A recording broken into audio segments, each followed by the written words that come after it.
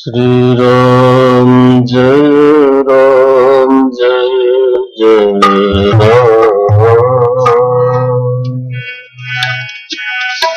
राम जय राम। अब गाइएगा नहीं, बजाइए क्यों, गाइएगा नहीं, माइक ऑफ कर। श्री राम जय राम जय जय राम।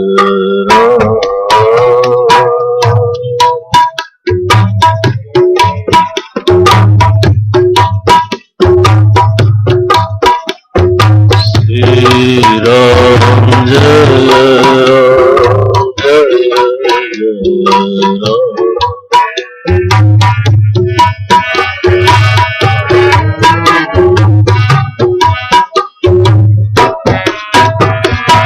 श्री राम जय राम जय जय राम।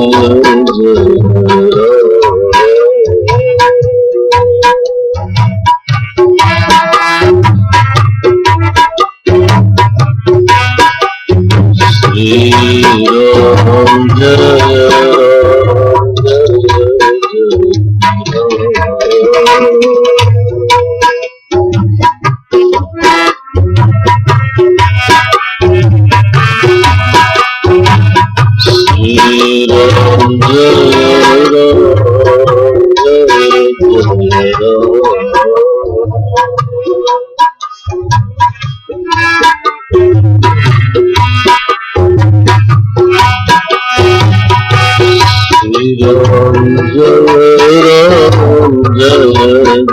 जय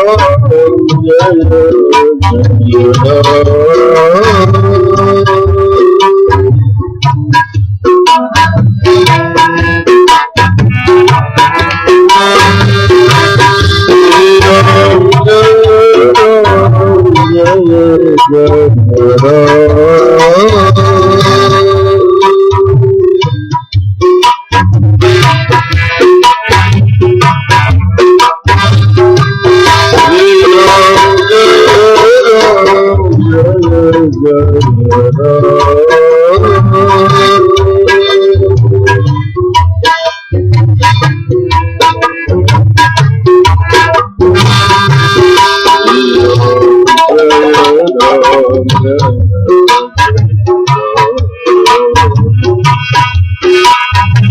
जय राम। श्री राम जय राम जय जय राम। श्री राम जय राम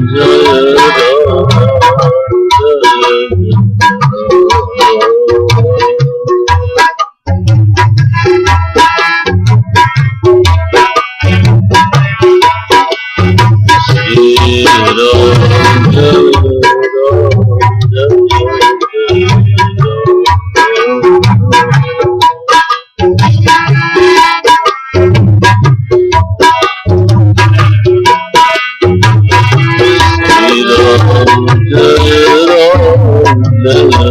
जय राम। श्री राम जय राम जय जय राम।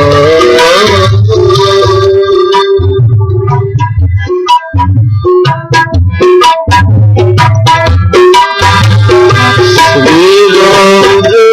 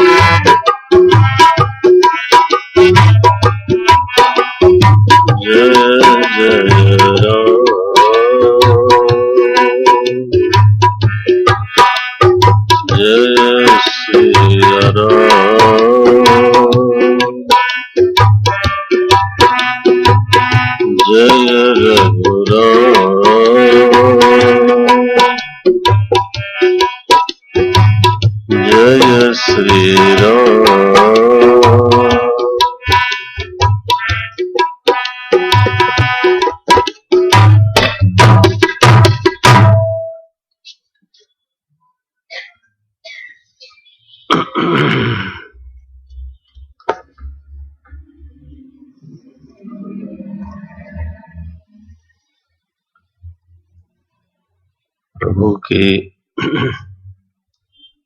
असीम अनुकंपा से आज हम लोग इस रामायण ज्ञान यज्ञ के सत्र का आरंभ करने जा रहे हैं।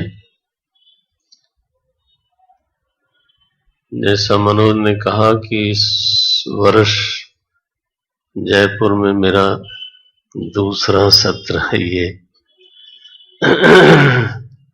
आवाज कम है। तीसरा? अच्छा, ओ ये तो ज्यादा नहीं हो गया? नारायण।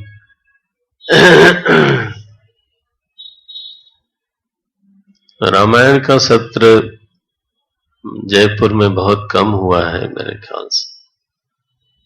ज्यादातर जो चर्चा हुई, मनन हुआ, वो गीता जी के ऊपर हुई।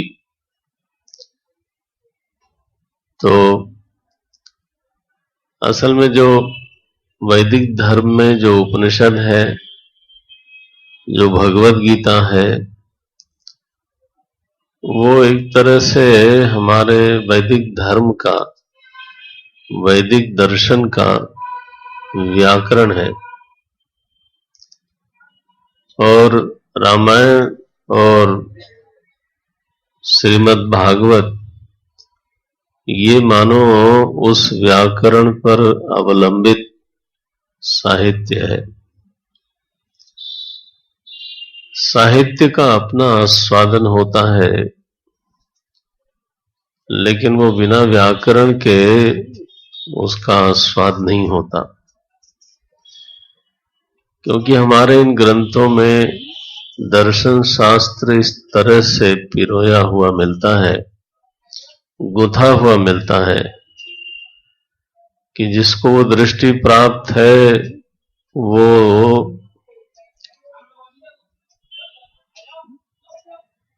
दोनों चीजें एक साथ देखता रहता है, साहित्य का सौंदर्य भी और दर्शन का गांधीर्य भी।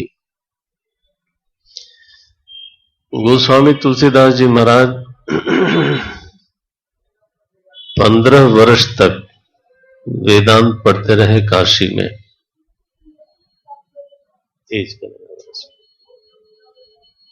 तो ये बात हमको ध्यान में रखनी चाहिए कि गोस्वामी जी सबसे पहले तो वेदों के बड़े विद्वान थे।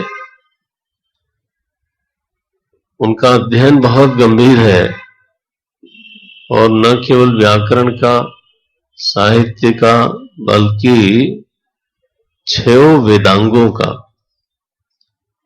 वेद में जो ज्योतिष है उसको भी जानते थे, वेद में जो छंद है उसको जानते थे, व्याकरण है उसको जानते थे, जो कल्प ग्रंथ है उनको जानते थे। गोस्वामी जी का जो अध्ययन है वो बहुत विस्तृत, बहुत गंभीर है। तो जितना ही हमारा अध्ययन अच्छा होता है, उतना ही गोस्वामी जी को हम लोग थोड़ा बेहतर ढंग से समझते हैं और उसका रस बढ़ जाता है। लेकिन अद्भुत बात यह है, 2 हमारे ऐसे ग्रंथ हुए कि माने ये चमत्कार एक तरह से हमें दिखाई देता है कि जो ग्रंथ विद्वानों को प्रिय है, वही ग्रंथ जन सामान्य को भी प्रिय है। ऐसा होना जरा बहुत कठिन है। श्रीमद् भागवत एक तरफ तो ये कहा गया कि पारमहंस संहिता है, वो सच्चाई है। कहा गया कि विदुषाम भागवते परीक्षा, विद्वानों की परीक्षा जो है वो भागवत जी में होती है, वो सही है। भागवत का दर्शन और भागवत का साहित्य अति गंभीर है, इसमें कोई संदेह नहीं। दूसरी तरफ भागवत का इतना प्रचार है, इतने प्रचलित है कि टीवी पर लगभग रोज ही कोई न कोई भागवत की कथा चलती रहती है, और जन सामान्य भी उसमें उतना ही रस लेता है। तो ये बड़ा चमत्कार है। वेद के जो ग्रंथ हैं अथवा वेद पर जो लिखे हुए आचार्य लोग हैं, उनके जो ग्रंथ हैं, शंकर भाष्य है, रामानुजाचार्य जी का भाष्य है, श्री माधवाचार्य जी का, वल्लभाचार्य जी का, जो बड़े विद्वानों के ग्रंथ हैं, वो विद्वत भोग्य तो हैं, विद्वान तो उनका आस्वादन करते हैं, लेकिन आम जो समाज है, सामान्य जनता, वो उसको कई बार तो स्पर्श भी नहीं करती। ये तो हमारे परम पूज्य गुरुदेव का अनुग्रह मानना चाहिए, हम लोगों को मानना चाहिए, माने वो है ही है। इस समाज को उन्होंने समाज में आकर के जन सामान्य में उपनिषद की कक्षाएं ली, जन सामान्य में आकर के भगवत गीता पर प्रवचन हुआ। आप देखते होंगे समाज में कितना प्रवचन भगवत गीता पे होता है, नहीं होता, और उपनिषद पे तो अति दुर्लभ है। भागवत चाहे जितनी हो, रामायण होगा, लेकिन ये ग्रंथ दूर ही रह जाते हैं। ये तो हमारे गुरुदेव को कहा भी गया, संतों ने कहा भी कि आप उपनिषदों को लोगों में पढ़ाते हैं, क्या लोग उसके अधिकारी हैं? भगवत गीता को आप पढ़ाते हैं, क्या लोग अधिकारी हैं? उनका ये कहना होता था कि हमको उपनिषद और गीता का चौकीदार बनने की जरूरत नहीं है, ऐसे बोलते थे। माने we should not become the guard for the Shruti. Shruti Mata is capable of guarding herself. Shruti अपने को स्वयं संभाल सकती है। जो लोग उसके लायक हैं वो सुनेंगे, और जो लोग बहुत अपने को दूर पाते हैं वो दूसरे दिन से नहीं आवेंगे। तो she will guard herself, you have not to worry. लेकिन जनता को कम आंक करके और उसको कभी सामने बीच में लाना ही नहीं, ये हमारे गुरुदेव की नीति रीति नहीं थी। माने हम पहले ही मान लेते हैं कि लोग ना समझें और फिर कभी, अरे समझ भी तो तभी बढ़ेगी जब संपर्क होगा। सुनते सुनते सुनते सुनते आज हम अनेक शहरों में जाते हैं तो चिन्मय मिशन के खास श्रोता हैं, हमारे यहाँ लोग बैठे हैं। हालांकि ये जो समय है ये हमारा यूजुअल समय नहीं होता, दोपहर को तो ऐसे श्रवण के लिए तो छुट्टी लेनी पड़ती है ना। तो लेकिन एक बहुत विशेष श्रोता होते हैं, उनकी एकाग्रता, उनकी शांति, वो कहीं आसपास इधर उधर नहीं देखते, और बल्कि ज्यादातर हमारे श्रोता लोग ग्रंथ लेके बैठते हैं। तो ये एक विशेष तैयारी हुई, पहले दिन ऐसा नहीं हुआ होगा। जब गुरुदेव ने शुरू किया ये आंदोलन तो पहले दिन ये दशा नहीं रही होगी। बड़े धीरज से और बड़े अनुशासन से दोनों, तब उन्होंने धीरे धीरे धीरे धीरे ये स्थिति बनाई जिसका हम लोग आज के दिन क्या बोले, उपभोग कर रहे हैं। अच्छा भाई,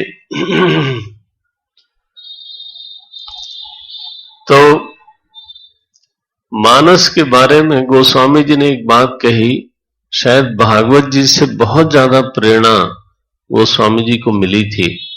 बल्कि मैं दोनों ग्रंथों को पढ़ता हूं तो ऐसा लगता है कि गोस्वामी जी ने मानो भागवत जी की गोद में बैठ के रामायण की रचना की हो।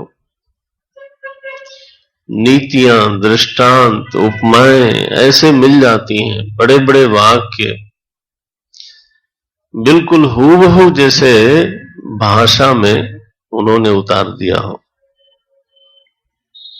भागवत विशाल ग्रंथ है, उसका कैनवस बहुत बड़ा है। उसकी तुलना में गोस्वामी जी ने अपना कैनवस छोटा रखा, लेकिन गंभीरता वही रखी। तो गोस्वामी जी की जो प्रार्थना है ना शिव जी को लेकर के, तो मानस में गोस्वामी जी ये बात मानते हैं बार बार कि ये जो रामचरित मानस प्रकट हुआ, ये भगवान शंकर की प्रेरणा से प्रकट हुआ। बार बार इस बात को गोस्वामी जी लिखते हैं। बनी थी मोर शिव कृपा विभाति। ये जो मेरी भाषा है वो भगवान शंकर की साक्षात कृपा ही है जो प्रकट हुई है, ऐसे बोलते हैं। सुमेरी शिवा शिव पाई पसाऊ। गौरी शंकर भगवान की कृपा से, उनके स्मरण से मुझे कृपा मिली और फिर मैं अब रामचरितमानस लिखने जा रहा हूं। मेरे मन में चाव होता है। गोस्वामी जी लिखते हैं शंभु प्रसाद। ये देखिए कितने बड़े वैष्णव क्या उद्गार है। शंभु प्रसाद सुमति ही हुलसी। भगवान शंकर के प्रसाद से मेरे हृदय में सुंदर मति का उल्लास हुआ। शंभु प्रसाद सुमति ही हुलसी। रामचरित मानस कवि तुलसी। तुलसी तो कवि हो गया, लेकिन ये प्रसाद तो शिव जी का है। इसके मूल रचनाकार गोस्वामी जी बोलते ही हैं, रचि महेश निज मानस राखा। भगवान शंकर ने इसकी रचना की और अपने मन में बहुत दिनों तक रखा। पाई सुसमय, और जब बिल्कुल सही समय मिला उनको, तब माता जी को सुनाया। माइक थोड़ा ठीक करें, आवाज मुझे नहीं आ रही है। शंभु प्रसाद सुमति ही हुलस। हाँ, रच महेश निज मानस राखा। पाई सुसमय शिवासन भाखा। तो भगवान शंकर का स्मरण करते हैं और उन्हीं से एक प्रार्थना की गोस्वामी जी ने। बोले प्रभु, हमारा ये जो ग्रंथ है वो कुछ ऐसा बन जाए, ऐसा बने कि विद्वानों को बहुत विश्राम मिले। ये गोस्वामी जी की मांग है। कहते हैं बुध विश्राम, विद्वानों को बहुत विश्राम मिले और लोगों का मनोरंजन हो। देखो कैसा वाक्य बोलते हैं, बुध विश्राम, विद्वानों को मिले विश्राम और लोगों को विद्या रस नहीं है यदि, तो कम से कम उनको स्वस्थ, हाँ मनोरंजन कई तरह का होता है, स्वस्थ मनोरंजन हो। बुध विश्राम सकल जन रंजनी। करो कथा कलि कलुष विभंजनी। कथा ऐसी बन जाए, बांस बढ़ा दे बेटा, बांस बढ़ाए। करो कथा कवि कलुष विभंजनी। ऐसी कथा होवे जो श्रोता और वक्ता के हृदय के कली को, है ना, जो कलियुग हमारे भीतर लहरा रहा है वो नष्ट हो जावे, कालुष्य हृदय का नष्ट होवे, ऐसी कथा बने। विद्वानों को विश्राम जरूर मिले, केवल रंजन न होवे। गोस्वामी जी का इसमें बहुत आग्रह है। यहां तक लिखा उन्होंने कि यहां तक लिखा, जो प्रबंध बुध नहीं आदर रही। विद्वान लोग जिस रचना का आदर नहीं कर पाते, गोस्वामी जी कहते हैं सो श्रम। इसलिए तुलसी बाबा को समझने के लिए दर्शन का विद्वान होना बड़ा जरूरी होता है। जो प्रबंध बुध नहीं आदरहि, सो श्रम वृथा बाल कवि करहि। एक तो उन कवियों को उन्होंने कहा ये बच्चे हैं, बाल कवि हैं, और वो श्रम करते हैं। अच्छा, श्रम भी चलो सफल हो तो अच्छा है, बोले वृथा। इतनी कठोर बात करते हैं, जो प्रबंध बुध नहीं आदरहि, सो श्रम वृथा बाल कवि करहि। इसलिए शिव जी से ही प्रार्थना करते हैं बार बार कि प्रभु ऐसी कृपा करो, मेरी रचना ऐसी बन जाए। और ये मांग छोटी नहीं, बड़ी दुर्लभ मांग है कि एक रचना विद्वानों को भी अच्छी लगे और जन सामान्य को भी अच्छी लगे। ये होता नहीं है। यहां हमारे कई जानने वाले लोग बैठे हैं, अगर वो शंकर भाष्य पढ़ते हैं तो वो दूसरे छोटे मोटे साहित्य कहां पढ़ पाएंगे, मजा ही नहीं आता। और यहां कितने लोग होंगे जिन्होंने उपनिषद के ऊपर शंकर भाष्य देखा होगा पढ़ने का छोड़ो, देखा होगा, छुआ होगा, दूर ही रह जाते हैं।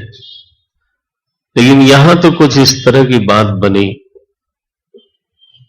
गोस्वामी जी की मांग है, तो ये बड़ा अद्भुत ग्रंथ है ये। और इसलिए गोस्वामी जी एक लंबी वंदना करते हैं कथा शुरू होने के पहले।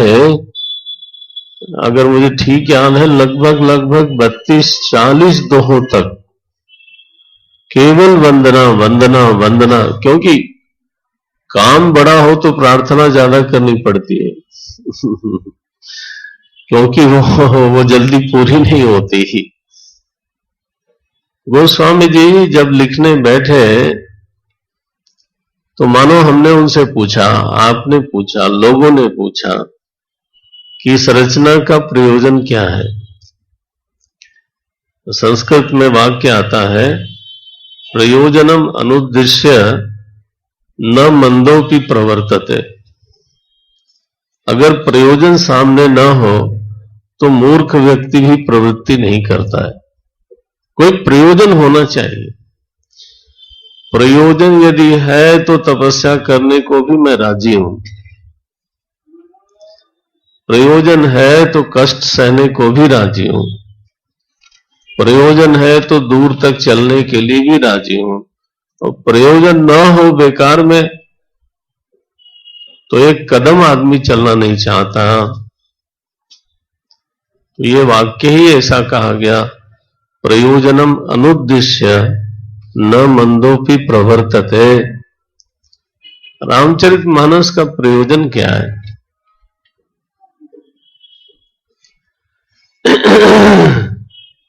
तीन प्रयोजन गोस्वामी जी ने बोले।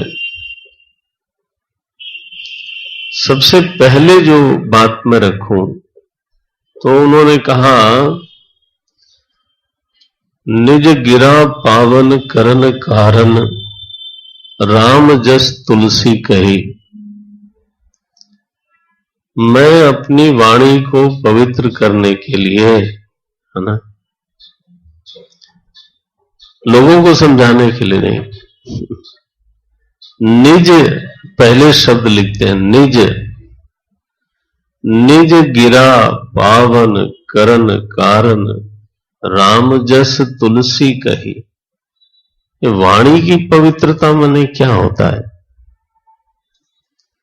वाणी की पवित्रता माने क्या? व्याकरण की शुद्धि, साहित्य का सौंदर्य नहीं।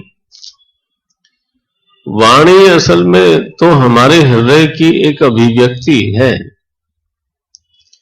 हृदय में यदि लोभ है तो वाणी में लोभ आता है, चाहे जितना घुमा फिरा के बोले नहीं।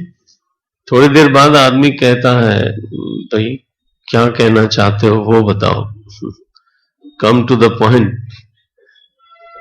वाणी में अगर ईर्ष्या, हृदय में यदि ईर्ष्या है तो वाणी में जरूर आएगी। हृदय में यदि अशांति है तो वाणी में अशांति जरूर आएगी। तो वाणी तो आईना है। हृदय में झुंझलाहट है और वाणी शांत बनी रहे, ये होता नहीं है। आपने देखा होगा, हृदय में आग हो, क्रोध होवे और आप कहें कि वाणी शांत रहेगी, ये होता नहीं। हम चाहे जितना दबाने की कोशिश करें, लेकिन वाणी उसको प्रकट करती है, जाहिर कर देती है। वाणी की शुद्धि का मतलब फिर होता है हृदय की शुद्धि। अगर हृदय में गहरी शांति होवे तो वाणी में शांति प्रकट होती है, दिखाई देता है कि आदमी शांत है। यदि हृदय में आनंद हो तो वाणी में आनंद छलकता है। यदि हृदय में संतोष हो तो वाणी में संतोष होता है। वाणी तो जाहिर होने वाला हृदय है। जैसा मेरा हृदय वैसी मेरी वाणी, भीतर की जो स्थिति है। तो गिरा पावन करण कारण, वाणी की शुद्धि का अभिप्राय क्या होगा फिर? हृदय की निर्मलता, हृदय की शुद्धि, हृदय में शांति का आविर्भाव, संतोष का आविर्भाव, हृदय में राग का अभाव, द्वेष का अभाव, ये चाहिए। और गोस्वामी जी ने कहा ये राम जस गाने से होता है। दुनिया की चर्चा जब भी होती है, अब तो हमें ज्यादा लगने लगा, पहले कम लगता था, समझ में नहीं आता था। दुनिया की चर्चा होती है, करनी पड़ती है, इसलिए करते हैं। लेकिन जब करते हैं तो थोड़ा सा राग बढ़ जाता है या द्वेष बढ़ जाता है।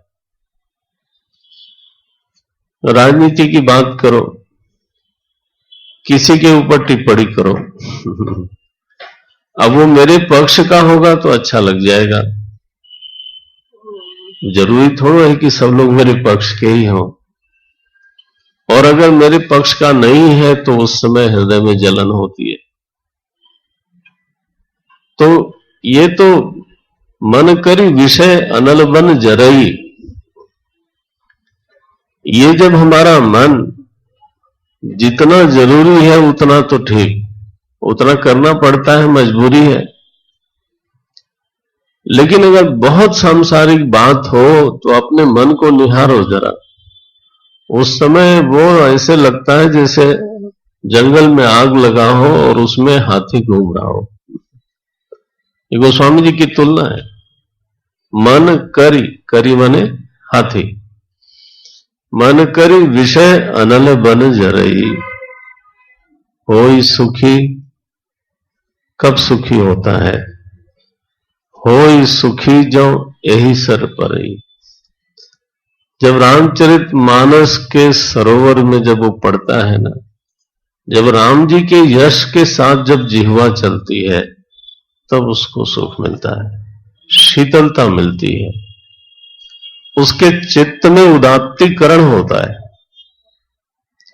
सत्वगुण बढ़ता है। जो प्रभु का उज्जवल चरित्र है उसके श्रवण से भी, उसके वाचन से भी, बोलने से, श्रवण से चित्त में जो उज्जवल चरित्र है प्रभु का, वो हमको पवित्र करता है। तो गोस्वामी जी कहते हैं कि पहला मेरा प्रयोजन तो मानस का यही है कि मेरा हृदय शुद्ध हो, निज गिरा पावन। और अगर उनका हृदय शुद्ध होता है तो हमारा भी होता है। वही प्रयोजन हमारा भी है। जब हम मानस का पाठ करते हैं, मानस अगर सही सही सम्यक रूप से सुनने को मिल जाए ठीक ठीक श्रवण हो तो चित्त में धीरे धीरे उदात्तीकरण तो होता ही है, सत्वगुण बढ़ता है, निर्मलता बढ़ती है। ये बिल्कुल टेस्टेड है। पहला प्रयोजन तो यही कहा। दूसरा एक प्रयोजन गोस्वामी जी ने कहा,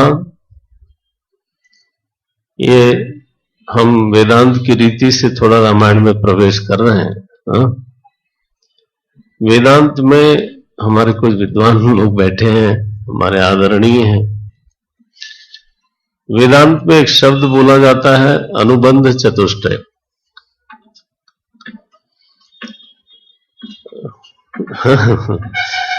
अनुबंध चतुष्टय। अनुबंध चतुष्टय की परिभाषा होती है प्रवर्तकम ज्ञानम अनुबंध चतुष्टयम। किम अनुबंधम, अनुबंध किसको बोलते हैं? बोले प्रवर्तक ज्ञान को अनुबंध बोलते हैं, जिसको जानने से ग्रंथ में प्रवृत्ति होती है। तो उसमें सबसे पहला तो मैं प्रयोजन को लेता हूं। प्रयोजन कितना बड़ा है? हृदय शुद्धि पहला बोलते हैं। दूसरा बोलते हैं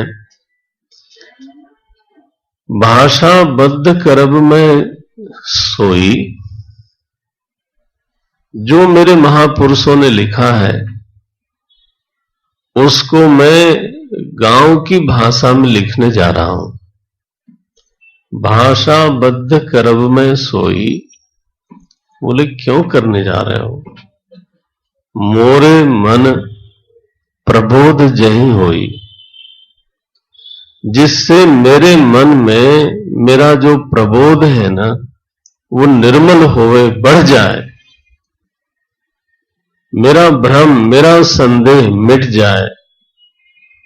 तो अगर आप ध्यान दें तो पहले हृदय शुद्धि मांगी है और दूसरा फिर प्रबोध मांगा है। ये गोस्वामी जी की रचना के पीछे उनका उद्देश्य है। मोरे मन प्रबोध जहीं होई, बोध की मांग करते हैं। माने ये हुआ कि अगर मानस हम लोग पढ़े ठीक से, जाने सुने मनन करें उस पर, तो भगवान के विषय में जो संदेह है वो छटता है। उनका स्वरूप क्या है वो थोड़ा प्रकट होने लगता है। उनका चरित्र क्या है वो प्रकट होता है। उनकी लीला क्या है वो प्रकट होता है। उनका रूप क्या है वो प्रकट होता है। उनका प्रभाव क्या है वो प्रकट होता है। भगवान से जुड़ी हुई जो चीजें हैं वो हमारे चित्त में धीरे धीरे उभर के आती है। भगवान का प्रभाव, भगवान का स्वभाव, भगवान का रूप, भगवान का स्वरूप, भगवान का चरित्र। हम लोग भगवान बोलते हैं, लेकिन अगर इन 5-6 चीजों के बारे में हमसे कहा जाए कि बोलो या लिखो तो जरा मुश्किल हो जाएगा। भगवान की लीला, लीला और चरित्र का अंतर होता है। हाँ, चरित्र होता है अनुकरण करने के लिए। चरित करत प्रभु, चरित करत नर अनुहरत, संस्कृति सागर सेतु। तो चरित्र इसलिए प्रभु करते हैं कि लोग उसका अनुसरण करें। लीला, लीला दूसरी चीज है। इसमें तो ली धातु है, उसका अर्थ होता है लीन होना। लीला ऐसी चीज है जिसका ठीक ठीक अगर चिंतन होगा, उसमें डूबे आदमी तो लीन हो जाए। लीला में लालित्य होता है, लीला में रहस्य होता है, लीला में गंभीरता है। चरित्र थोड़ा, अगर आप मुझे इजाजत दें तो चरित्र थोड़ा बहिरंग है, सामाजिक है, लीला अंतरंग होती है, वो आध्यात्मिक है, वो भाव से संबंधित है, उपासना से संबंधित है, वो अनुकरण करने के लिए नहीं, लीन होने के लिए होती है। ठीक है, ये भेद भी थोड़ा हमको देखे रहना चाहिए। लीला जब करते हैं प्रभु तो बात अलग होती है। कृष्ण भगवान को तो लीला पुरुषोत्तम कहा गया, राम जी को मर्यादा पुरुषोत्तम कहा गया। एक छोटा बच्चा जब अपने पिता को बोलता है घोड़ा बनो, और पिताजी घोड़ा बन जाते हैं और वो उस पर चढ़ता है और फिर कहता है अच्छा रुक जाओ, तुम थक गए होगे, थोड़ा चारा खा लो। ध्यान रखें, ये चरित्र नहीं है, ये लालित्य है। इसमें पिता के हृदय के वात्सल्य का वर्धन होता है। वो कभी जब बड़ा हो जाएगा बच्चा, तब भी पिता उसको याद करेगा कि अरे देखो हमारा बालक ऐसा था। उसका चित्त उसमें रमेगा, लीन होगा। और भगवान तो जो लीला करते हैं वो तो क्या बात है। तो मैं तो अभी केवल रेखा बना रहा हूं। लीला बहुत अलग चीज है, चरित्र बिल्कुल अलग चीज है, प्रभाव बिल्कुल अलग चीज है, स्वभाव बिल्कुल अलग चीज है। सुग्रीव को जो प्रभु का ज्ञान हुआ ना, उपजा ज्ञान बचन तब बोला, सुग्रीव को जो प्रभु का ज्ञान हुआ वो स्वरूप का नहीं हुआ, वो प्रभाव का हुआ, उनके बल वैभव का ज्ञान हुआ। देखी अमित बल बाढ़ी प्रीति। हम लोग ज्यादातर तो जो भक्ति में जाते हैं भगवान के प्रभाव के ज्ञान से जाते हैं। हमारे ऊपर कितनी कृपा हुई, जो काम हमसे नहीं हो सकता था वो उन्होंने कर दिया और बिना बताए कह दिया, बिना एहसान जताए हमारा उपकार किया। तो उनका जो हमारे जीवन पर प्रभाव है उसी का हमको ज्ञान होता है, और वो भी थोड़ा थोड़ा होता है। सुग्रीव को जो ज्ञान हुआ वो अमित प्रभाव, देखी अमित बल बाढ़ी प्रीति।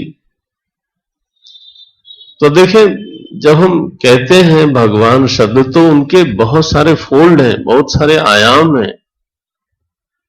लीला है, चरित्र है, स्वभाव है, प्रभाव है, भगवान का रूप है। भगवान का रूप इतना है कि वो नारायण घोड़ा भी है, सुअर भी है, नृसिंह भी है, वामन भी है, ऋषि भी है, राजा भी है। हिंदू धर्म का जो भगवान है बड़ा अद्भुत है, वो सर्वात्मा है, इसलिए क्या नहीं हो सकता ये मत बोलना। वो सर्व हो सकता है, वो मछली भी हो सकता है, वो बाराह भी हो सकता है, नहीं अवतार हुआ, वो कपिल ऋषि भी हो सकते हैं और राजकुमार राम भी हो सकते हैं, और गाय चराने वाले, ऐसा है। तो इसलिए रूप को अगर हम एक रूप में बांध लें, उपासना के लिए तो बहुत अच्छा है, लेकिन एक में बांधते हैं तो फिर वो शायद फिर वैदिक धर्म का ईश्वर नहीं है। ये ईश्वर का रूप है और ये ईश्वर का रूप नहीं है, ऐसा अभी तो फिर टाइम लगेगा समझने में। ऐसा ही है मालिक साहब। तो गोस्वामी जी कहते हैं कि मैं इसलिए लिख रहा हूं कि मेरे चित्त में धीरे धीरे भगवान के संबंध में जो बोध है वो निखर जाए। तो मैं आपको याद दिलाऊं, पहला प्रयोजन है हृदय शुद्धि, दूसरा प्रयोजन है प्रबोध, और तीसरा बड़ा प्रयोजन है। पूछा गया क्यों लिखते हो महाराज आप? समाज सुधार के लिए। समाज सुधार की कक्षा बहुत अलग है, वो बहिरंग है। उसमें कई बार तो ऐसी ऐसी गलती होती है कि हम चाहते हैं समाज उन बातों को करे या उस पर विश्वास करे जिस पर मैं खुद अभी बहुत ज्यादा विश्वास नहीं करता हूं। They want to make me believe what they don't believe. उनकी सारी दृष्टि है कि अच्छा इसमें सुधार हुआ कि नहीं उसमें। यह आध्यात्मिक रीत नहीं है। आध्यात्मिक रीत है निज की ओर, अपनी तरफ देखता है वो। गोस्वामी जी से पूछा गया क्यों लिखते हो? वो लिखते हैं स्वांत सुखाय, तुलसी रघुनाथ गाथा, भाषा निबंधम अति मंजुलम आतनोति। तुलसी भाषा में लिखने जा रहे हैं, किस लिए? बोले अंत सुखाय, स्वांत सुखाय। बोले ये तो बहुत ही स्वार्थ हो गया। बोले ये स्वार्थ हो गया? तुलसी बाबा ने लिखा था अपने भीतर के सुख के लिए, स्वांत सुख के लिए लिखा और सर्वांत सुख हो गया। देखो आप समझते हो ना, हमारे शरीर का सुख दूसरे के सुख से विरोधी हो सकता है। हमारे मन का सुख दूसरे के मन के सुख का विरोधी हो सकता है। जो चीज हमें अच्छी लगे वही चीज दूसरे को कष्ट दे सकती है, जो उसको अच्छी लगे वो मुझे कष्ट दे सकती है। ये हो सकता है। मेरा फिजिकल कंफर्ट दूसरे के फिजिकल कंफर्ट के कीमत पर हो, ऐसा भी होता है। नहीं तो शोषण क्यों होता है? शोषण तो उसका जन्म ही यही है ना कि फॉर माई कंफर्ट बहुत सारे लोगों को डिस्कंफर्ट में हम डालते हैं। यही तो सुख का भी देखो ना, लड़ाई का क्षेत्र अलग है। शरीर का सुख दूसरे के शरीर के सुख के खिलाफ भी जाता है, ज्यादातर जाता है। बहुत रेयरली इस समन्वय को बैठाना मुश्किल होता है कि मेरे शरीर का सुख दूसरे के शरीर का भी सुख बन जाए। बहुत मुश्किल है। गुरु के शरीर का सुख शिष्य की तपस्या है, नहीं नहीं और शिष्य अगर अपने शरीर का सुख देखने लगे तो गुरु महाराज तो रह गए। फिर यही तो है। मन की स्थिति भी ऐसी ही है। हमारे मन को जो रुचे हो सकता है दूसरे को बिल्कुल बुरा लग जाए। बुद्धि का सुख भी ऐसा ही है। प्रभु जी आप ध्यान दें, जो मेरे विचार हैं संभव है दूसरे के विचार उसके बिल्कुल विपरीत हो। जो मत मुझे संतुष्ट करता है, आई फील सेटिस्फाइड, वही दूसरे को इरिटेट करता है कि ये क्यों ऐसा सोचता है, और हम सोचते हैं वो ऐसा क्यों सोचता है। कोई ऐसा भी सुख होना चाहिए ना जो हमारा और आपका, हमारा और सबका बराबर हो, एक ही हो जाए। वो तो एक ही चीज है, उसको बोलते हैं स्वांत सुखाय। ध्यान रहे, अंत सुख है ये देह सुख नहीं है, ये मन का सुख नहीं, ये बुद्धि का सुख नहीं। ये तो आप चाहे तो ऐसे बोले कि आत्मानंद के प्रकटीकरण का सुख है। भीतर आनंद छलकता हो बिना किसी अपेक्षा के। मालूम नहीं यहां ये सब बातें बोलनी भी चाहिए, क्यों नहीं। तो भीतर से जब आनंद आता है बिना किसी अपेक्षा के, तो ऐसा जो महापुरुष है ना, उसके पास जाने से हमको आनंद की कुछ बूंदें मिल जाती। माने उसके भीतर जो प्रेम है ना, वो उसके भीतर का आनंद की अभिव्यक्ति है, क्योंकि भीतर वो बहुत आनंद में है बिना किसी विषय की अपेक्षा के। तो उसको बोलते हैं, अंग्रेजी में लोग बोलते हैं, he is not working for the Joy, he is working out of Joy. अब देखें कितना फर्क हो जाता है। आउट ऑफ जॉय, कभी कभी माता पिता बड़े आनंद में होते हैं तो बच्चे को बड़ा प्यार करते हैं तो बच्चे आपस में बात करते हैं, आज पिताजी का मूड अच्छा है मैंने कुछ खास नहीं किया, लेकिन since he is in a good mood, ठीक है ना, क्योंकि वो खुद गुड मूड में है, इसलिए वो मुझसे प्यार करते हैं। तो जब भीतर आदमी के आनंद होता है तो वो दुनिया से प्यार कर सकता है। उसका प्यार एक गिलास पानी नहीं है, एक लोटा पानी नहीं है, वो समुद्र है।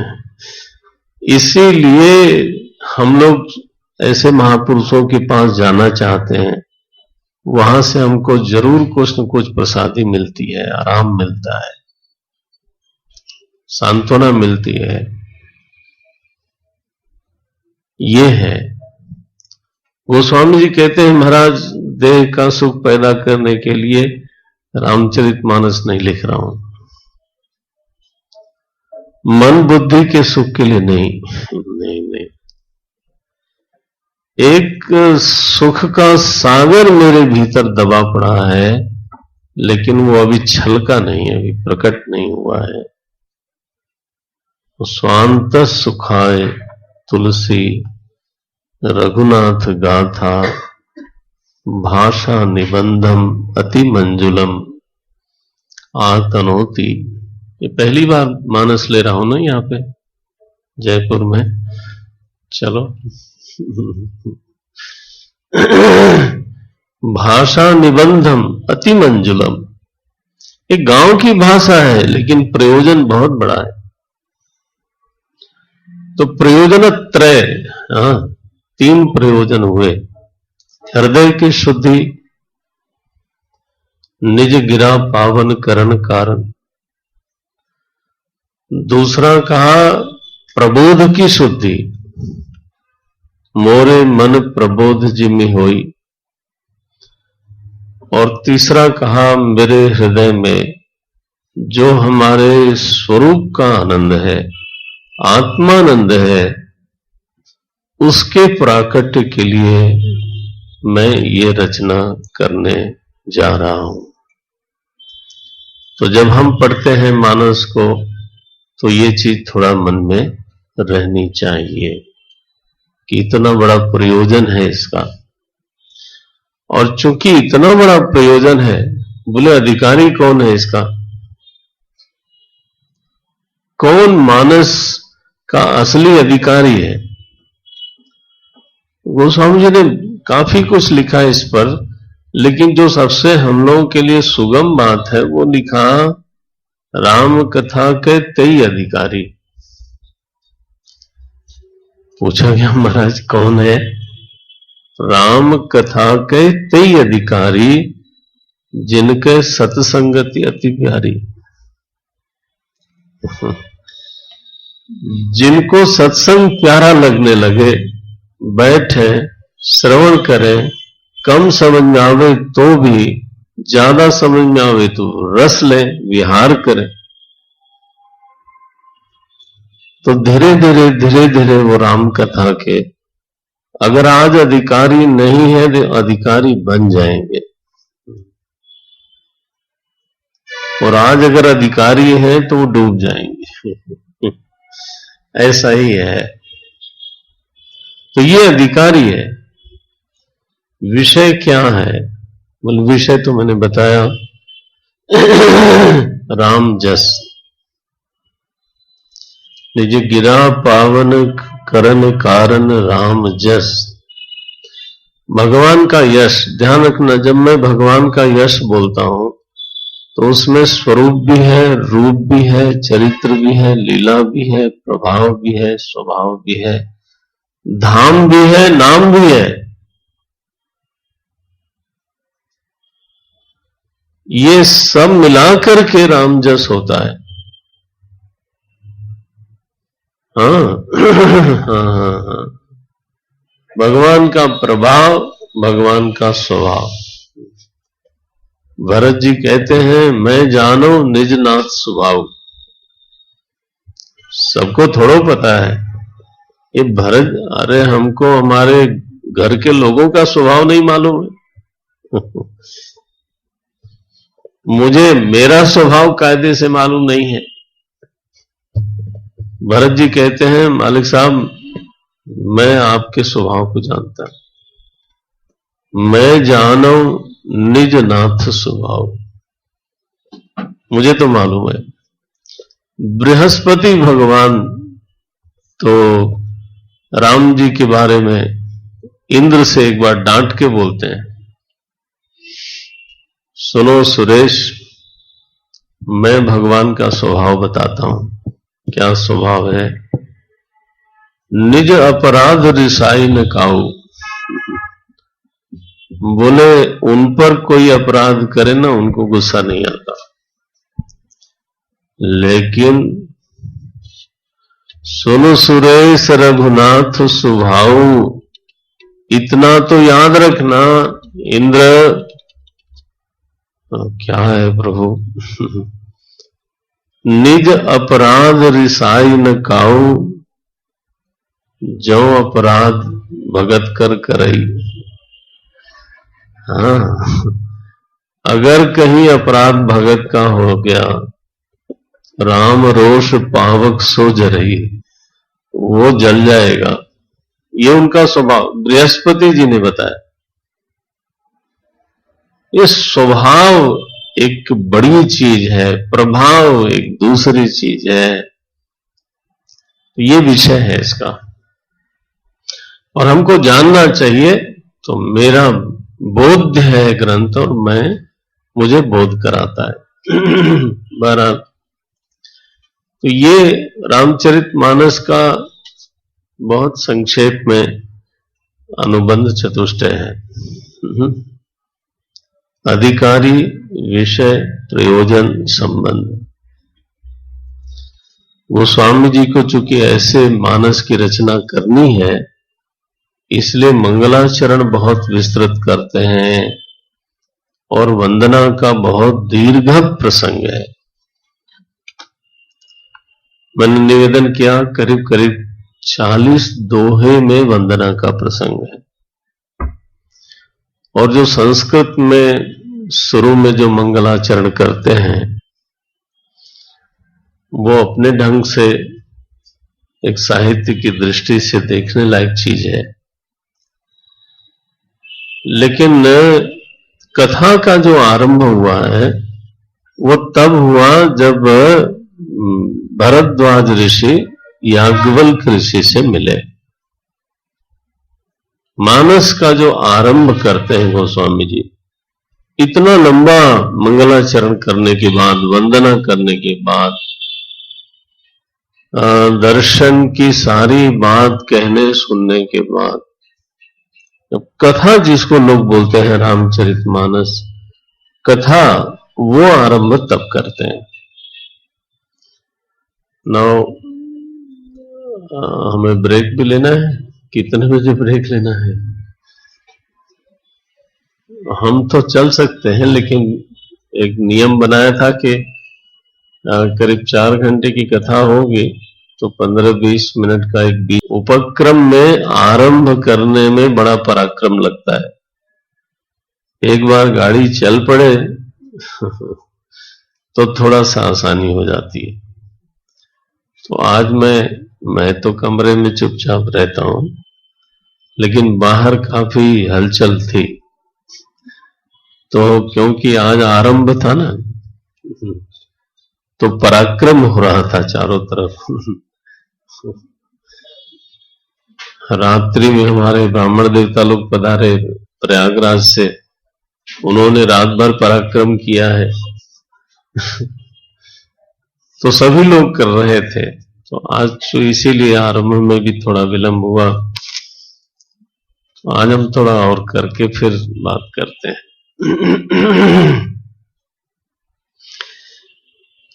संस्कृत का मंगलाचरण थोड़ा पढ़ते हैं और उसकी चर्चा करके फिर अंतराल करेंगे, और फिर मानस का जो मूल प्रश्न है ना, वहां तक पहुंचने का प्रयास करेंगे।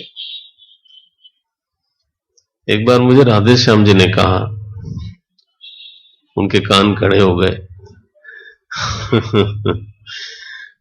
उन्होंने कोई यहां गोष्ठी बनाई विद्वानों की, इस तरह की प्रवृत्ति करते रहते हैं, हमें भी तंग करते हैं कभी कभी। तो उन्होंने ये प्रश्न दिया था लोगों को, क्या दिया था भाई? राम कवन में पूछो तो ही। रामचरितमानस का ये मूल प्रश्न है। इसी प्रश्न का उत्तर देने के लिए पूरी रामचरितमानस है। आज मैं कोशिश करूंगा यहां तक पहुंचूं, और नहीं तो कल हम प्रवेश कर जाएंगे। यही प्रश्न है भरद्वाज ऋषि का, यही प्रश्न है माता पार्वती का, सती का, और ध्यान रहे यही प्रश्न है गरुड़ जी का। रामचरितमानस के 3 श्रोता हैं बड़े बड़े, और तीनों का प्रश्न में भेद नहीं है, श्रोता में भेद है, वक्ता में भेद है, प्रश्न एक है। एक राम अवधेश कुमारा, तिनकर चरित विदित संसारा, नारी विरह दुख लहऊ अपारा, भयउ रोष रन रावण मारा, प्रभु सोई राम। मालिक साहब, क्या वही राम है? शिव जी इन्हीं का भजन करते हैं? ऐसा हमारे भरद्वाज जी ने प्रश्न किया। प्रभु सोई राम कि अपर को जाहि जपत त्रिपुरारी, यही है राम जिसका भगवान शंकर जिसका जप करते हैं, और दुनिया जानती है उनके चरित्र को। बोले क्या जानती है? बोले वो क्या खास बात है, एक राजकुमार थे, एक राम अवधेश कुमारा। बोले राजकुमार होना कोई गलत बात है? तो इसमें इतना भजन करने वाली बात भी तो नहीं है, और सारे विकार तो उनमें थे। नारी विरह, विरह कब होगा? जब आसक्ति होगी। तो आसक्ति भी थी, और आसक्ति के कारण तकलीफ भी उनको बहुत हुई, इतना रोए कि कोई भी गृहस्थ नहीं रोता होगा। I don't think so. कोई पति जो है उस रिकॉर्ड पे अभी तक गया नहीं। नहीं गया महाराज, अम्मा लोग चली जाती हैं कभी कभार मायके वगैरह, तब भी कोई भौरे से और पेड़ों से और लता से और पक्षियों से तो नहीं पूछता, हे खग, हे मृग, मधुकर श्रेणी तुम देखी। कहाँ इतना लोग रोते गाते हैं, बल्कि अभी लाइटर वे में है हाँ? बल्कि एक बार मुझे फोन आया बड़ौदा से, हमारे बहुत प्रिय व्यक्ति हैं, तो हमने कहा अम्मा को भी हरिओम कहो। उन्होंने कहा वो तो गई है कनाडा। ने कहा ये तो फिर आपको बड़ा अकेलापन लग रहा होगा। बोले नहीं, मुझे ये याद आ रहा है कि 30 साल पहले मैं भी कभी आजाद था। आजकल मेरा स्वतंत्रता दिवस चल रहा है, दिस इज व्हाट ही से। मैंने कहा लुक एट दिस। तो इतनी आसक्ति है, इतना विरह है मालिक साहब में। तो भरद्वाज तो ऋषि बोले ये आसक्त का जप करें भगवान शंकर, ये रोंदू रोने गाने वाले का। नारी विरह दुख लहे वो पारा, और क्रोध कितना यार, भयउ रोष, रन रावण मारा। क्रोध इतना आया कि रावण को पूरा खानदान नष्ट कर दिया उनका। प्रभु सोई राम, ये विकारी, ये क्रोधी, ये युद्ध करने वाला, रक्तपात करने वाला, आसक्त, विरही। ध्यान रखें ये चौपाइयां ऐसी हैं जो हर मनुष्य की कमजोरी है, वो राम में भी है। जन्म लेते हैं और शरीर भी छोड़ते हैं। प्रभु सोई राम, यही है राम। प्रभु सोई राम की अपर को जाहि जपत त्रिपुरारी। शिव जी जिसके नाम का जप करते हो, ये यही है क्या? तो ये मूल प्रश्न है रामायण का। सती जी का भी यही प्रश्न है, और गरुड़ भी यही प्रश्न लेकर जाते हैं। तो हम इस मूल प्रश्न को छूने का प्रयास करेंगे। हाँ प्रभु सोई राम की अपर को। मंगलाचरण का एक हम श्लोक देखते हैं। जिन लोगों के पास ग्रंथ है तो वो देखें केवल। और मुझे बहुत प्रसन्नता है कि बहुत लोगों के पास ग्रंथ है।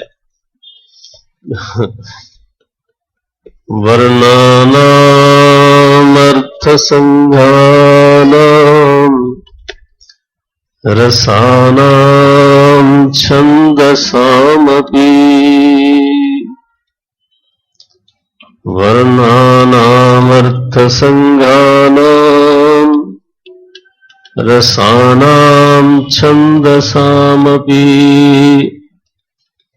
मंगलानां च कर्तारं वंदे वाणी विनायकं। वंदे वाणी विनायकं। भवानी शंकरं वंदे श्रद्धा विश्वासरूपिणौ। याभ्यां विना न पश्यन्ति सिद्धा स्वान्तस्थमीश्वरम्। वन्दे बोधमयं नित्यम् गुरुं शंकररूपिणम्।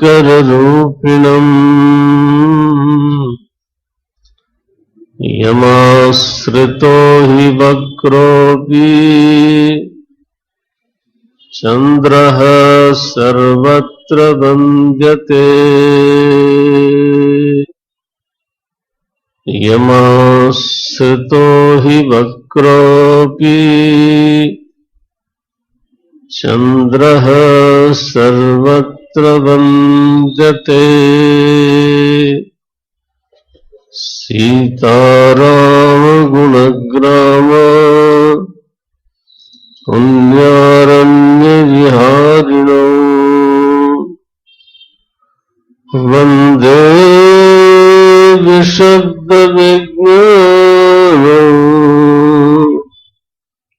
कवीश्वर कवीश्वरौ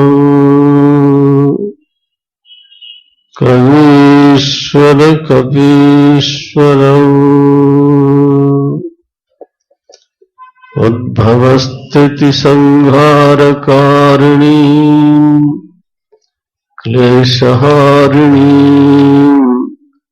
सर्वश्रेयस्करीं सीतां नतोऽहं रामवल्लभा। यन्मायावशवर्ति विश्वमखिलम् ब्रह्मादिदेवासुराः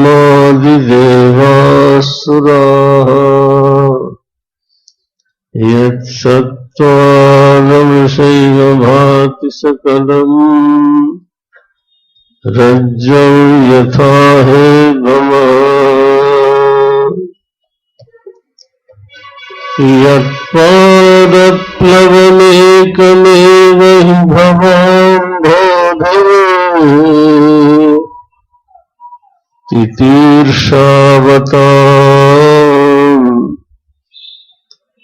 वन्देऽहं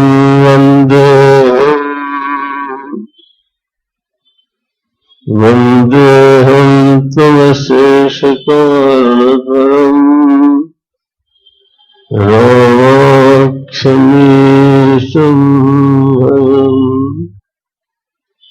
रामाख्यमीशं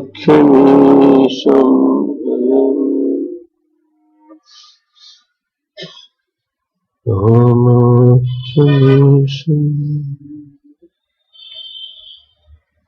वंदे वाणी विनायकम्। तो सबसे पहले जो वंदना आरंभ में करते हैं गोस्वामी जी, बोले भगवती सरस्वती का वंदन करते हैं और गणेश जी का वंदन करते हैं। वाणी सरस्वती, विनायक भगवान विनायक का वंदना में जो शब्द रखा है आपके साथ ही है वो शब्द, और यहीं से गोस्वामी जी की जो प्रतिभा है ना वो देखिएगा। वो कहते हैं मैं एक काव्य लिखने जा रहा हूं, तो हे प्रभु मेरे काव्य में जो वर्ण शक्ति है ना वो जागृत हो जाए। सबसे पहले वर्ण का उच्चारण करते हैं, वर्णा नाम, क्योंकि किसी भी काव्य की जो प्रथम इकाई है वो वर्ण है। क ख ग घ लाइक दैट, आई उण रे लिख ए उच एवरट यमगणनम, ये वर्ण है। वर्ण की अपनी शक्ति होती है, एक एक वर्ण भी मंत्र है। वो बोलते हैं ऐसा कोई अक्षर नहीं है जो मंत्र ना हो, अमंत्रो अक्षरो नास्ति। तो वर्ण की अपनी शक्ति मेरे काव्य में जागे ऐसी प्रार्थना करते हैं, और वर्णों को मिला के बना शब्द, शब्द की शक्ति जाग जाए, शब्द का अपना प्रभाव जागे।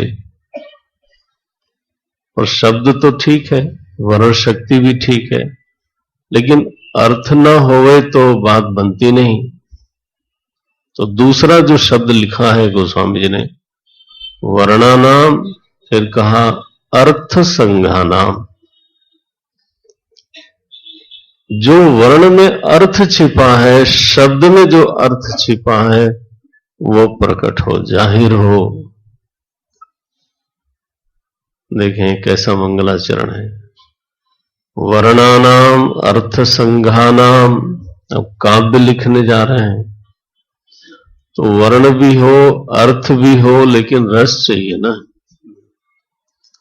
कालिदास जी ने तो काव्य की परिभाषा रसात्मकम वाक्यम काव्यम, काव्य उसी को कहते हैं जो वाक्य रसात्मक हो, नवरस जिसमें से कोई न कोई रस छलके। तो ऐसे बोलते हैं रसानाम, 3 हो गया ना।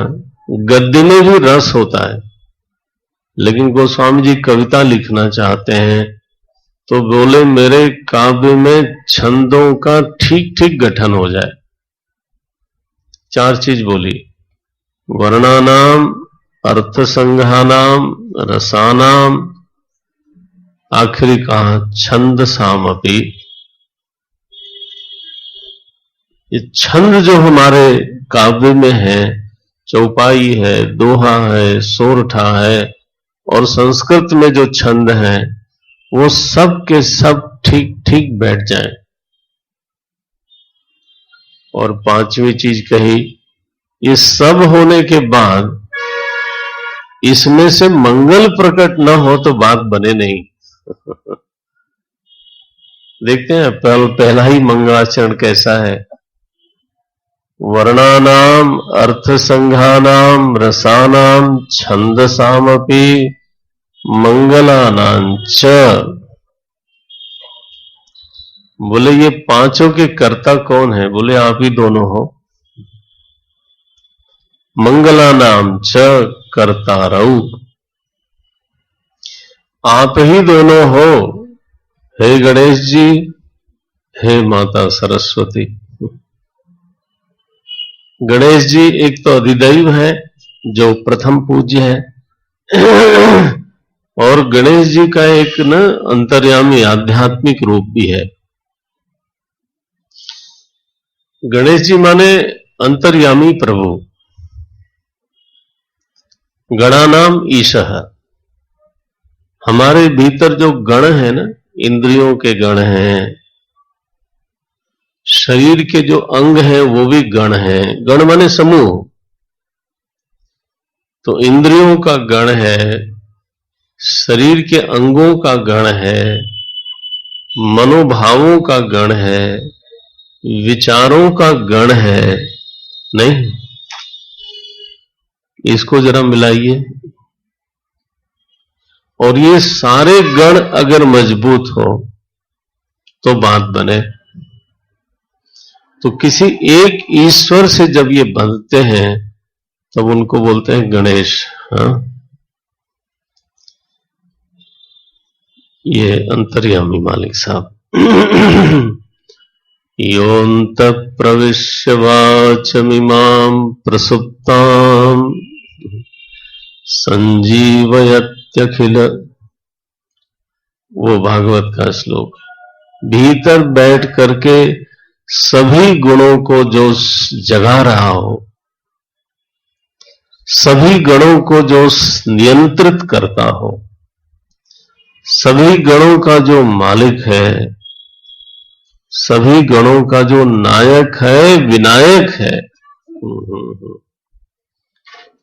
उस अंतर्यामी प्रभु का मैं वंदन करता हूं।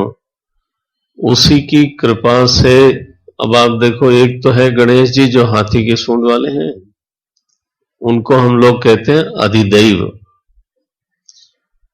और एक गणेश जी हैं अध्यात्म। अगर उनकी प्रथम पूजा ना होवे तो काम सफल नहीं होता। एक इंद्री उधर भाग रही हो, एक इंद्री उधर भाग रही हो, विचार कहीं भाग रहे हो, भाव कहीं भाग रहे हो, कर्म कहीं भाग रहा हो, सारे गण अगर इकट्ठे ना हो काम होता नहीं। क्षीर सागर का मंथन जब आज शुरू हुआ, स्वयं परमात्मा वहां उपस्थित थे, लेकिन वो तो पर्वत डूबने लगा। तो मालिक साहब ने कहा, भगवान नारायण ने कहा कि देखो तुम लोगों ने शुरू किया क्षीर सागर का मंथन, गणेश जी की पूजा नहीं की, तो इसलिए इस काम में विघ्न आ रहा है। तो हम लोग जब कोई काम शुरू करते हैं ना, तो एक तो मैंने दोनों अर्थ सामने रखा है। एक तो है अधिदैव गणेश जी की पूजा करना, बड़ा जरूरी है वो। एक है अध्यात्म गणेश जी की पूजा करना, वो सारे गण अपने नियंत्रण में हो। शरीर, इंद्रियां, मन, विचार, ये अध्यात्म है। और फिर बाहरी जो आपके गण हैं, सेवक, बंधु, भाई, सब गण ही गण तो हैं। इनका कोई ईश्वर हो, बात बनती है। वंदे वाणी विनायक, और वाणी से तो मंगल बरसता है। वाणी बड़ी अद्भुत चीज है नारायण। वाणी के देवता का नाम है अग्नि। अग्नि से हमारा भोजन बनता है। वेद में पहला मंत्र जो आता है ना ऋग्वेद में, अग्नि मीडे पुरोहितम, ये देखें सारे रत्न जो है ना वो अग्नि में से निकलते हैं। वेद भगवान ने कहा, ऋग्वेद में आया ये तो मेरे ख्याल से अपौरुषेय ग्रंथ न हो तो ऐसी बात कोई करेगा कैसे। लोहा निकला अग्नि से, ईंट निकला अग्नि से, जितनी भी धातुएं हैं, जितने भी रत्न हैं, बिना अग्नि से गुजरे हुए कोई रत्न नहीं बनता। ये वेद भगवान का पहला वाक्य है। तो अग्नि ऐसी चीज है जिसमें से सारे रत्न बाहर आते हैं, सारे मंगल बाहर आते हैं। लेकिन ध्यान रहे, अग्नि को अगर संभाला न जाए तो घर जला देती है। ठीक है ना। ये वाणी ऐसी है जिसमें से सारे रत्न निकलते हैं। वर्ण भी, अर्थ भी, छंद भी, रस भी। एक आदमी को बोलना आता है, सरलता से बोलता है, और पता चला कि लोग उसके मित्र हो गए। और एक आदमी बोलता है तो जहां बोलता है, जब तक चुप रहे तब तक ठीक है, जहां उसने बोला दुश्मनी हो गई। देखें, ये अग्नि से निकली है वाणी। तो यहां सरस्वती जी साक्षात वाणी है। वंदे वाणी, ये मंगल की कर्ता है। बाहर अधिदैव में सरस्वती जी का अर्चन पूजन जरूर होना चाहिए, लेकिन भीतर जब मैं बोलता हूं ना, तो मुझे याद रखना चाहिए कि माता सरस्वती निकल रही हैं जरा। ठीक ठीक निकले तो मंगल ही मंगल है, और अगर गलत सलत निकल जाए तो बात गड़बड़ हो जाएगी। सो वंदे वाणी विनायकौ, दोनों की मैं वंदना करता हूं। ये हमारे काव्य में वर्ण शक्ति को, अर्थ शक्ति को, सभी शक्तियों को जगा दे प्रभु, कृपा करें। वंदे वाणी विनायकौ। दूसरी वंदना शिव जी की करी, पार्वती जी की करी, भवानी शंकर वंदे। क्या कहा?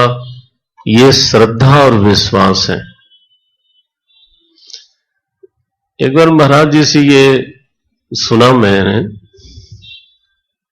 श्रद्धा विश्वास का अंतर। ये बड़ा अद्भुत है। मैं कथाकार लोगों की बात नहीं करूंगा, विद्वानों की बात करूंगा। श्रद्धा शब्द का अर्थ होता है श्रद्धत्ते, सत्य को जो धारण करे उसको बोलते हैं श्रद्धा।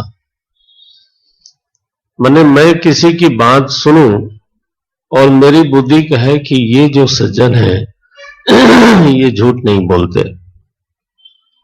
इन्होंने जो वचन दिया है वो ठीक दिया है, ये धोखा नहीं देंगे, तो सामने वाले के प्रति जो सत्य बुद्धि है ना उसको बोलते हैं श्रद्धा। गुरु में श्रद्धा, ईश्वर में श्रद्धा, अपने आसपास के लोगों में श्रद्धा। श्रद्धत्ते, ये इतनी प्यारी चीज है, इतनी बड़ी चीज है। भगवान शंकराचार्य ने लिखा यया वस्तु उपलब्धते, ये श्रद्धा ऐसी चीज है जिससे वस्तु की प्राप्ति होती है, ये ना हो तो नहीं मिलती। चौराहे पे मैं खड़ा हूं, मुझे मालूम नहीं है कि कौन सा रास्ता जाता है, तो मैं जब किसी से पूछूंगा और वो कहेगा इधर से जाना है, अगर मैं श्रद्धा न करूं तो मैं एक कदम चल नहीं सकता। श्रद्धा समस्त शुभ की प्रवृत्ति करने में हेतु है। लेकिन महाराज जी ऐसे बोलते थे, महाराज जी माने स्वामी अखंडानंद जी महाराज, हमारे परम पूज्य रहे।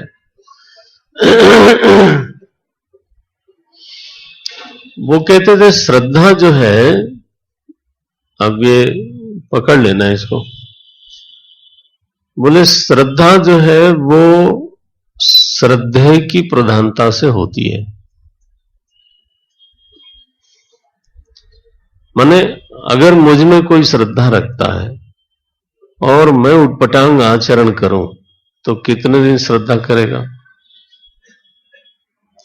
टूट जाएगी ना।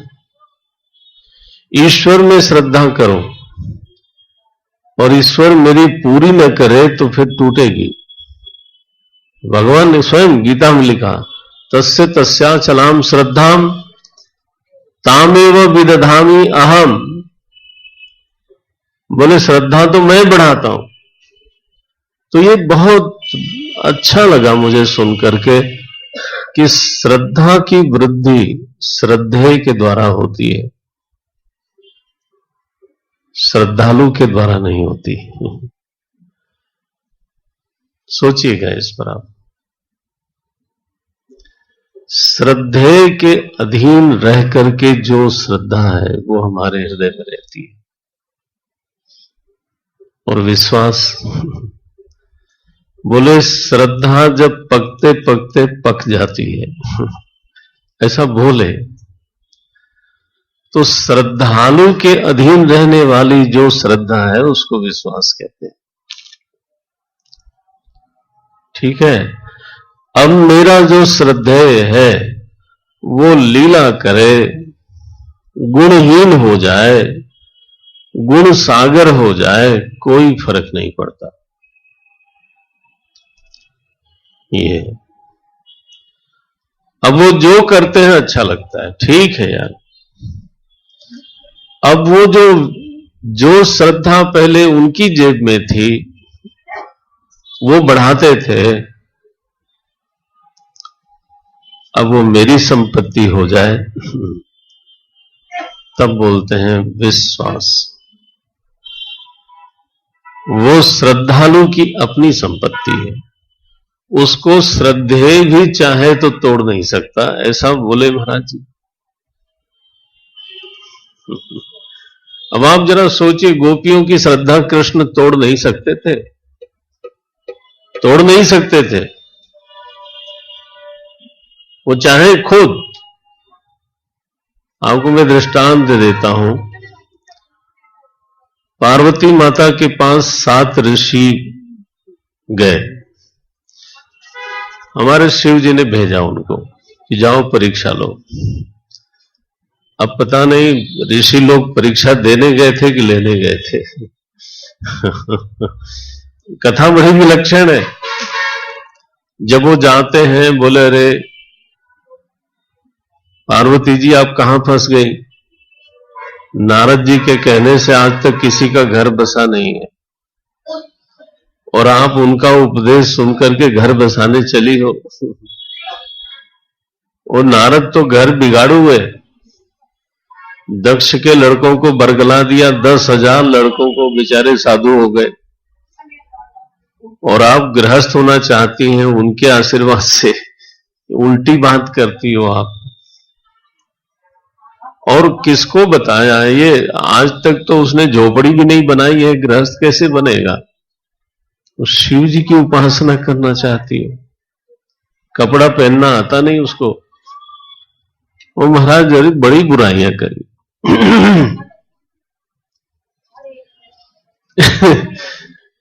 पार्वती अम्बा श्रद्धालु थी कि विश्वास था उनको?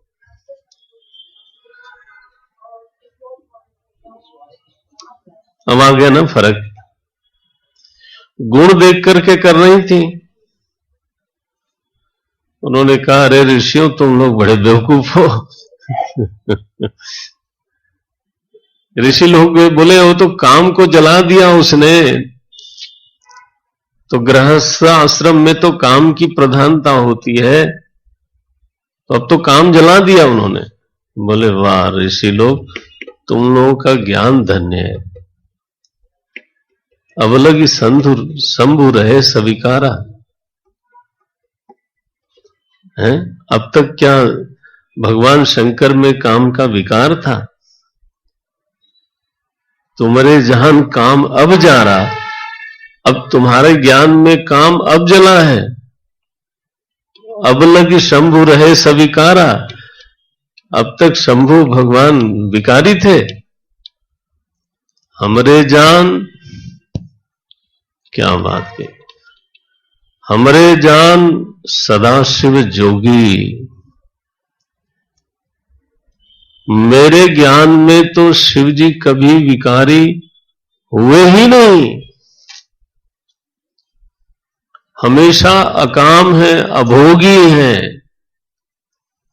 ये पार्वती जी का ज्ञान है। ऋषियों को थप्पड़ मारा होगा कि तुम कैसे ऋषि बने घूमते रहते हो, तुमको भगवान का सही सही समझ ही नहीं है। ये देखो, पार्वती अम्बा की श्रद्धा को हिलाना चाहते हैं, श्रद्धे की निंदा करके। ठीक है ना? पार्वती बोलती हैं, अरे ऋषि तुम बेवकूफ लोग, तुम्हारी तो क्या औकात है? आप कहें ये है, इसको विश्वास बोलते हैं। आप कहें 7 बार महेशु, स्वयं महेश आकर के 100 बार कहें, तजौन नारद कर उपदेशु, तो नारद जी का उपदेश छोड़ूंगी नहीं मैं। अब यह जन्म संभोहित हारी, बरऊ शंभु नत रहूं कुमारी। ये विश्वास है, ये श्रद्धालु के हृदय में है। उसकी अपनी संपत्ति है, टूट नहीं सकती। बड़ी चीज है ये। दोनों चाहिए, शुरुआत श्रद्धा से, उसका पर्यवसान विश्वास में। दोनों हुए, बोले फिर तो भीतर ही ईश्वर है, प्रकट हो जाता है। अगर ना होवे, प्रकट नहीं होता। गुरु रूप से प्रार्थना करी शिव जी की, फिर हमारे हनुमान जी और वाल्मीकि जी की प्रार्थना करी, फिर माता जी की प्रार्थना करी, जानकी माता की, और फिर मंगलाचरण का अंतिम जो किया, भगवान राम की वंदना की। मेरे ख्याल से अब यहां रोकता हूं मैं, और आने के बाद शायद 1 घंटे की और कथा कर सकते हैं। तो आप लोग 15-20 मिनट के लिए इधर उधर हिल डुल सकते।